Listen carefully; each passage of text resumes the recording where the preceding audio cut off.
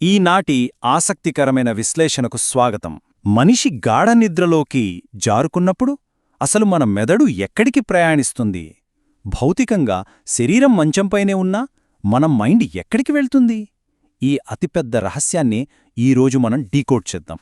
శతాబ్దాలుగా మానవాళ్ని వేధిస్తున్న ఒక ఇంట్రెస్టింగ్ ప్రశ్న ఇక్కడుంది చూడండి. కలలు కేవలం మెదడు ఆడే యాదృచ్ఛిక ఆటనా, లేక వేరేదైనా తెలియని డైమెన్షన్కి మనల్ని తీసుకెళ్లే అదృశ్య ద్వారాలా? నాడీ వ్యవస్థలోని చిన్న చిన్న గ్లిచెస్కు మరియు దాగి ఉన్న రహస్యలోకాలకు మధ్య ఉన్న ఆ సన్నని గీతను మనం ఇప్పుడు అర్థం చేసుకోవాలి. ఒకసారి ప్రాచీన గ్రీకు తత్వవేత్త అరిస్టాటిల్ చెప్పిన ఈ అద్భుతమైన కొటేషన్ గమనిద్దాం. కళ అనేది మన ఆత్మకు అద్దం లాంటిది అని ఆయన ఎప్పుడో చెప్పారు. మనిషి అంతర్మనసులోని అత్యంత లోతైన పొరలను పరిశోధించడానికి నిజంగా ఈ ఆలోచన ఒక బెస్ట్ స్టార్టింగ్ పాయింట్ అని చెప్పొచ్చు. సో మన మొదటి భాగం, ది మిస్టరీ ఆఫ్ డ్రీమ్స్. ఎందుకంటే కలల ప్రపంచంలో లాజిక్ అస్సలు పనిచేయదు, సమయం కూడా పూర్తిగా ఆగిపోతుంది. ఒకసారి ఆలోచించండి, భౌతిక వాస్తవికతకు దూరంగా మనం ఎప్పుడూ చూడని ప్రదేశాలను చూడటం, కొన్నేళ్ల క్రితం చనిపోయిన వారిని మళ్లీ కలుసుకోవడం, ఇవన్నీ మనిషి గాఢ నిద్రలో మాత్రమే సాధ్యమవుతాయి కదా. ఇది నిజంగా మన సబ్కాన్షియస్ మైండ్ సృష్టించే ఒక ఊహించని మాయాజాలం. ఇక మన తరువాతి భాగం, సైన్స్ మీట్స్ స్పిరిచువల్ బిలీఫ్స్. ఇక్కడ మనం రెండు విభిన్న కోణాలను చాలా తటస్థంగా చూడాలి. Modern science versus ancient wisdom. Science ఏం చెబుతుందంటే, కలలు అనేవి ఆర్ఈఎం అంటే రెమ్ స్లీప్ సమయంలో మెదడు చురుగ్గా మారి చేసే ఒక సాధారణ ప్రక్రియ, లేదా పగటిపూట మెమరీ ప్రాసెసింగ్ అని. కాని ప్రాచీన గ్రంథాల వాదన వేరు. నిద్రపోతున్నప్పుడు ఆత్మ శరీరాన్ని దాటి ఆస్ట్రల్ ప్రొజెక్షన్ ద్వారా బయటకు వెళ్లి అనంతమైన విశ్వం నుండి సందేశాలను అందుకుంటుందని అవి చెబుతాయి. ఇక్కడ ఏది ఖచ్చితమైన నిజమనేది పక్కన పెడితే, ఈ రెండు వాదనలలోనూ విస్మరించలేని ఒక బలమైన లాజిక్ అయితే ఖచ్చితంగా కనిపిస్తుంది. అయితే అంతర్మనస్సు ఇచ్చే సంకేతాలపై ఆధారపడటమనేది కేవలం ఈనాటి ఆధునిక ట్రెండేమీ కాదు. ఇక్కడ టైంలైన్ చూస్తే మీకే అర్థమవుతుంది.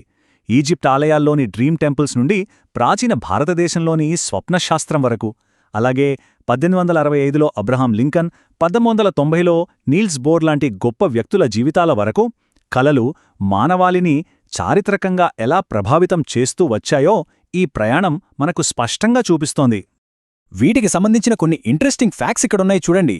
డాక్టర్ ఫ్రైడ్రిక్ కెకూలే బెంజీన్ రింగ్ నిర్మాణాన్ని తన కలలో ఒక పాము తన తోకను తానే మింగుతున్నట్లుగా చూసి మరీ కనుగొన్నారు.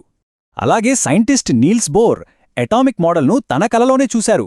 ఇక అబ్రహం లింకన్ అయితే తాను చనిపోవడానికి కొన్ని రోజుల ముందే కలలో తన శవాన్ని తానే శవపేటికలో చూసుకున్నారు. ఇవన్నీ గాఢనిద్రలోంచి ఉద్భవించిన అద్భుతమైన చారిత్రక, శాస్త్రీయ ఆవిష్కరణలు. ఇది మామూలు విషయం కాదు. నెక్స్ట్ మూడో భాగం, డీకోడింగ్ ద డ్రీమ్ సింబల్.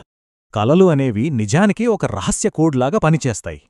ఇక్కడ ఉన్న టేబుల్ గమనిస్తే కొన్ని యూనివర్సల్ సింబల్స్కు అర్థాలు తెలుస్తాయి. కలలో నీరు కనిపిస్తే అది భావోద్వేగల మార్పుకు సంకేతం. మంటలు కనిపిస్తే కోపం లేదా పునర్జన్మకు నిదర్శనం.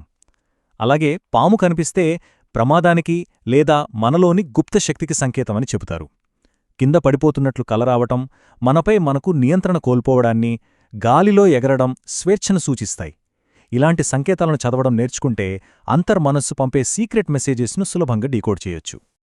ఇకపోతే ప్రీ కాగ్నిటివ్ డ్రీమ్స్ అంటే వాస్తవ రూపం దాల్చక ముందే భవిష్యత్తును ఖచ్చితంగా అంచనా వేసే అరుదైన కలలు.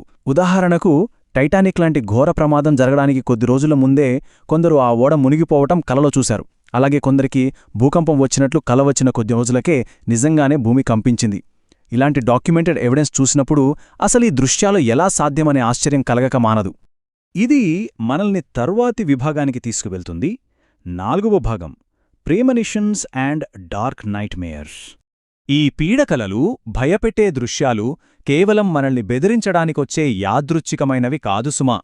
డీకోడ్ చేసి చూస్తే ఎవరైనా తరుముతున్నట్లు అనిపిస్తే అది జీవితంలో పరిష్కారం కాని ఒత్తిడికి లేదా భయానికి సంకేతం. చనిపోతున్నట్లు కలవొస్తే భయపడకండి, అది జీవితంలో ఒక కొత్త అధ్యాయం మొదలవుతుందనడానికి గుర్తు. అలాగే ఇల్లు కాలిపోయినట్లు కనిపిస్తే త్వరలో ఏదో రాబోయే కష్టానికి ముందస్తు హెచ్చరిక కావచ్చు. సబ్కాన్షియస్ మైండ్ మన నిజ జీవితం గురించి ఇచ్చే అర్జెంట్ సిగ్నల్స్ ఇవి. స్లీప్ పెరాలిసిస్ అనే భయంకరమైన స్థితి గురించి అందరికీ తెలిసే ఉంటుంది. మెలకువొచ్చినా ఊపిరి ఆడక కదలలేని ఆ పరిస్థితిని మెడికల్ సైన్స్ కేవలం నిద్రకు మెలకువకు మధ్య ఉన్న ఒక గ్లిచ్ అని చెబుతుంది. కాని ప్రాచీన ఆధ్యాత్మిక నమ్మకాలు మాత్రం ఇది కనిపించని శక్తుల దాడి అంటాయి. ఈ ఫిజియోలాజికల్ ఎక్స్ప్లెనేషన్కి, మిస్టికల్ ఇంటర్ప్రిటేషన్కి మధ్య ఉన్న వ్యత్యాసం ఎప్పుడూ ఒక పెద్ద చర్చనీయాంశమే. రెండిటినీ మనం తటస్థంగానే చూడాలి. ఇక్కడ క్వాంటమ్ ప్యారలలిజం అనే ఒక ఆసక్తికరమైన సిద్ధాంతం గురించి మాట్లాడుకుందాం. ఎప్పుడు వెళ్లని ప్రదేశంలో ఉన్నట్లు లేదా ప్రతి రాయి తెలిసినట్లు అనిపించే ఆ విపరీతమైన దేజావూ కలలు కేవలం మెమరీ గ్లిచెస్ కాకపోవచ్చు. గాఢ నిద్రలో మన సబ్కాన్షియస్ మైండ్ అనంతమైన సమాంతర ప్రపంచాలతో అంటే ప్యారలల్ రియాలిటీస్తో ఏమైనా కనెక్ట్ అవుతుందా? ఇదొక అద్భుతమైన క్వాంటమ్ ఐడియా కదా. ఇక మన చివరి భాగం, మాస్టరింగ్ ద డ్రీమ్ వరల్డ్. ఇక్కడ లూసిడ్ డ్రీమింగ్ గురించి ప్రస్తావించాలి. దీని అర్థమేంటంటే తాను కలలో ఉన్నానని నిద్రపోతున్న వ్యక్తికి పూర్తిగా స్పృహ ఉండటం. ఈ అరుదైన స్థితిలో మనం కనే కలలను మనమే కంట్రోల్ చేయవచ్చు. గాలిలో ఎగరడం, సమయాన్ని ఆపడం లేదా మన భయాలను నేరుగా ఎదుర్కోవడం లాంటివి ఈ గాఢమైన స్థితిలో సాధ్యమవుతాయని నిపుణులు స్పష్టంగా చెబుతున్నారు. అయితే ఈ కల్ల ప్రపంచాన్ని మనమెలా మాస్టర్ చేయొచ్చు?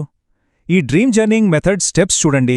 ఒక కీలకమైన విషయమేంటంటే నిద్ర లేవగానే కలల జ్ఞాపకాలు చాలా త్వరగా ఎవాపరేట్ అయిపోతాయి.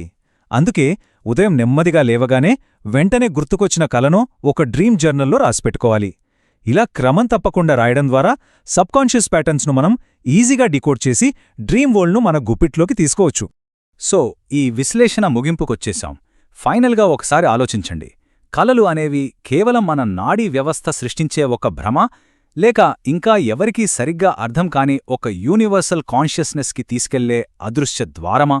రాత్రి నిశ్శబ్దంలో కమ్ముకునే చీకటి కేవలం ఆనాటి ముగింపు కాదు, మన అంతర్మనసులో దాగి ఉన్న అనంతమైన అవకాశాల ప్రయాణానికి ఒక నాంది మాత్రమే.